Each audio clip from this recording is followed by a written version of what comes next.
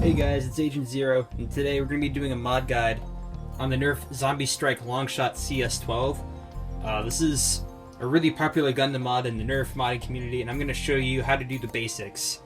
Taking out the air restrictor, upgrading the spring power, and I'm going to do some personal modifications myself that you don't have to do. But this is basically going over the basics, and it'll make your gun perform way better than it would in stock form. So the first thing you want to do when you're modifying the Longshot is to take off all the accessories on it. So you got the scope, take that off, and you put that to the side until you're done. Take out the magazine, put that to the side until you're done. Make sure it's not primed when you're taking it apart, otherwise things might blow up on you when you open it up. But after that, once everything's off, you're ready to open it up and get started. Okay, got a nice big flat head, the bigger the better. So, let's lift this up a bit. Take your flat head there and gently pry. It might take a while.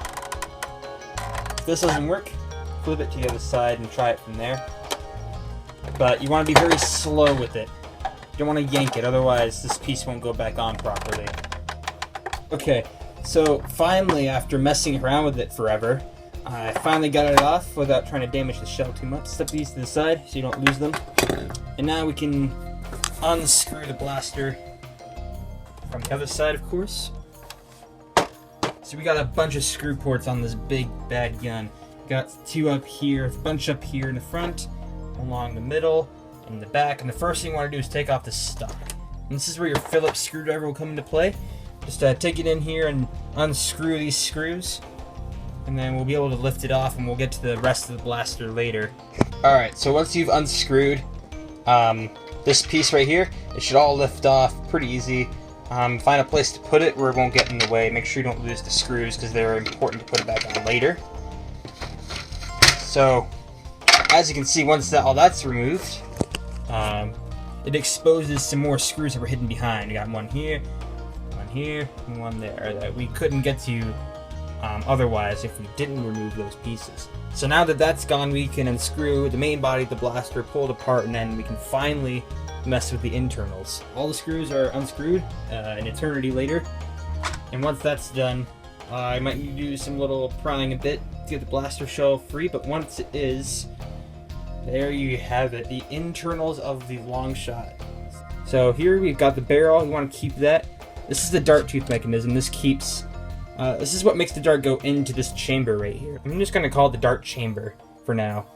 So the dart tooth will push the dart chamber in when the door is up so that you can load your gun and it won't go forward into the barrel. That's just kind of how it works. Here's the dart tooth mechanism down here for the dart door. This is the... I remember the name a while ago. My terminology is off tonight. Yeah, this thing kind of guides the dart chamber back and forth through here and handles the spring load as well to prime the gun. So when this goes back, it pushes the dart chamber back, which also pushes a piston in here back into this catch, and the catch will hold on to the piston with the spring compressed all the way, and you prime forward, the dart's loaded, and then you pull the trigger, which will release the catch, which will allow the spring to propel the piston forward, which creates a force of air to the dart, and it'll go out the barrel. And that's how this gun works. It's a springer, basically. So anyway, I went over all those mechanisms and the catch. All those basic components are very, very important to keep in here. Here's the dart release and the dart release lock, which we are going to cut out and remove because it is pointless and it just makes things messy when we jam up the gun. Here is the trigger lock, which we're also going to remove. And here is the trigger, which is pretty big just to reach back there. Alright, there's the piston, which is that black little circular thing right there. And this is another lock, which I think we'll keep in for this mod. And then up here is another optional piece of equipment, which is the prime indicator. I'm not gonna mess around with that because that's a pretty cool aesthetic of the Longshot, and I want to keep that. And then this thing's the dart door, which is also an optional piece, but I'm gonna keep it here just for the sake of keeping this gun clean, and I don't have to clean it out that often. Get to the main gun components, you're gonna have to remove these silver screws here and here to get to all of that. Once those two are removed, you should be all good. Okay, so remove the trigger lock, which is that mechanism right there.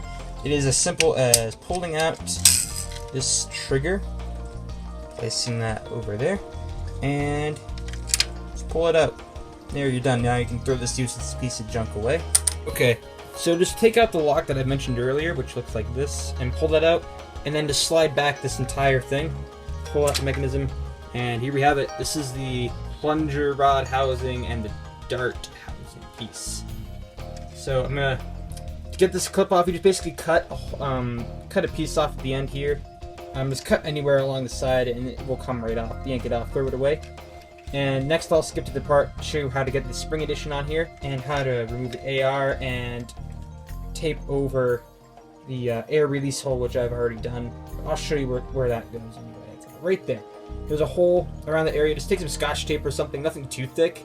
Tape around it. That should seal it, and it'll still function fine, and no air will escape from there, therefore directing all airflow out through here, which is more efficient, and you'll get more power out of your gun. So definitely do that. Okay, so once you remove that clip lock by just simply cutting it and pulling it off, to get to the plunger housing, you're going to have to unscrew these two with a tiny Phillips head screwdriver, pull off the lid, and you can pull out the piston. And I'll show you how to add the spring addition on from there, and also remove the air restrictor with your drill bit. Alright, prepare to get your hands greasy, because now we're going to pull it off. So, here's the plunger housing. As you can see, I've already done a spring addition, a pretty light one. I just put a recon spring in there. I don't want too much power so I can operate the thing pretty easily. But if you want, you can put some heavy spring loads in here. Just remember to reinforce your parts with it. But that's a topic for another tutorial video. This is just going over the basics. Keep in mind that. And to get this head off, to get the spring in here, just unscrew that silver screw, pull it off, put your extra spring in here, screw it back on, you're all good to go. And now I'm going to show you the air restrictor port. That's the air restrictor down there, and as you can see, that's pretty thick. You want to go with your drill or hammer or whatever, hammer that out. Alright, so I found a pretty cool trick. You can push the plunger head down forward and just take a pair of scissors and cut at the posts. And I've done that, and eventually all this junk comes out. That is the air restrictor. You got this long stem here, spring here, a bunch of other plastic pieces. All that stuff is restricting your airflow. And now you have a straight shot through, which is what we want. And I'm going to leave this dart post in, but if you want to take that out, that's totally up to you. Alright, so just to make sure that you put your plunger assembly back together properly, make sure that when you push back, that piston moves freely. If it doesn't, you did something wrong. Go back and make sure you reassembled this right. Also, putting it back in, there is a way to put it in. Make sure that this post is facing outward, like that, because it needs to stay stationary inside the gun for this gun thing to work. And once you got that, then this is in the correct position and it's ready to go back in. Alright, so before I put together, this is what your Longshot internals should look like before you put it together. So I'm going to do a quick pan over. Make sure everything's in its proper spot. And I'll show you a cool trick to make sure everything's working by the time it's all put together. But next I'm going to put it on the other side of the shell, and then I'll show you the stock block modification. Okay, so once you've got most of the important stuff of the shell screwed down, you don't have to, before you screw everything down, to screw what's just enough to hold the blaster shell together, and to test to make sure if all your components are in the right places or not. Take one half of this, stick it through, and pull back a little bit. If it's moving around and about, everything is in place. Congratulations, you put your Nerf gun back together properly. Good job. Okay, so finally I will show you the stock block modification. I recommend using PVC pipes to do this, but in my case I just took a bunch of Legos, built a tough structure out of them, and put some paper to put some spacing between that I could not use with Legos, and that'll keep the stock from going forward, hopefully. And I will now screw this back on together, and this thing should be ready to go, and I'll show you some performance tests. Okay, so stock lock has been installed, and I want to explain why it's installed, and that's because the Longshot stock is notorious for collapsing while in use. And to prevent that, I have put in a stock block to solve that problem, because Hasbro did not bother to change a Longshot at all, thus the patent is still copyrighted in 2006. So nothing has been changed in this thing besides not coming with the front gun and bipods. But anyway, that problem has been resolved, and the modifications have been done. Air removable. The air restrictor has been removed. Some locks have been removed. A spring has been added. I've added my awesome war-torn looking bipods, which fits in very well with the zombie strike post-apocalyptic feel of the whole thing. So now that it's all complete, I'm gonna test it out and show you how it performs. Alright, here we go.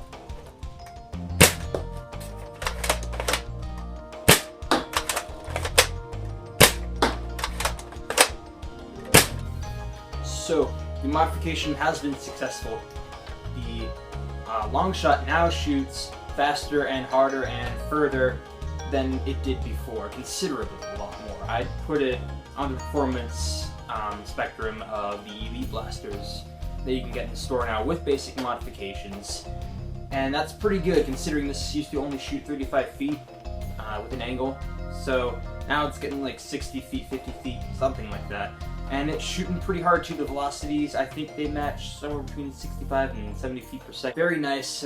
Basically, the Elite Longshot for you, pretty much, after modification.